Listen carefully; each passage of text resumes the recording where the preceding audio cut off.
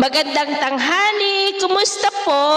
Narito po ulit ang update natin para sa lagay ng ating panahon ngayong tanghali po ng December 10, 2024. Sa ngayon po ay patuloy pa rin na amihan at easterlies ang mga hangin na umiihip po dito sa ating bansa. Ang malamig na hanging amihan ang umiihip po dito sa malaking bahagi ng Luzon at ang mainit na easterlies naman ang umiihip sa silangan ng Visayas at Mindanao.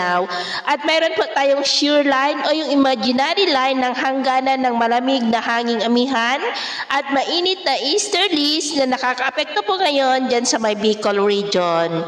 At sa atin pong long-range forecast, maliban sa banta ng posibleng pamumuo ng mga low-pressure area sa silangan ng ating bansa, sa susunod po ng mga araw ay wala naman pong malakas na bagyo na namamataan rito na tatawid po dito sa ating bansa for the next 2 weeks. Ngunit atin lamang pong babantayan ang mga namamataan sa forecast kung matutuloy po ang mga yan o hindi. At base sa ipinalabas ng Pag-asa na Tropical Cyclone Threat Potential for the next 2 weeks, ay may isang banta ng sama ng panahon bago po magpasko. At sa lagay ng ating panahon, ngayong tanghali ay maayos pa rin ang panahon sa malaking bahagi ng ating bansa.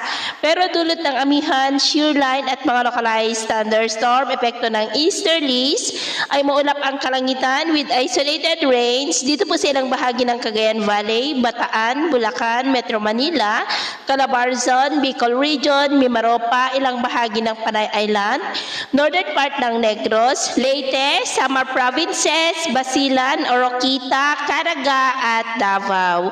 At sa susunod po ng mga oras ay patuloy pa rin ang cloudy skies with isolated rains dito pa rin sa ilang bahagi ng Cagayan Valley, Metro Manila, ilang bahagi ng Apayao, Calabarzon, Mimaropa, Kabisayaan at Mindanao.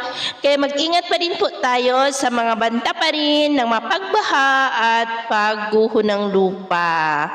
At sa atin naman pong mga baybayin, iwasan na muna natin ang papalaot sa kanlurang baybay ng Luzon mula Ilocos Norte hanggang Palawan, silangang baybay ng Luzon at Visayas, maging po sa baybay ng Cagayan, Babuyan Island Seaboard at Batanes Seaboard dahil ang mga alon po dyan ay posible na aabot hanggang po sa 16 to 14 feet.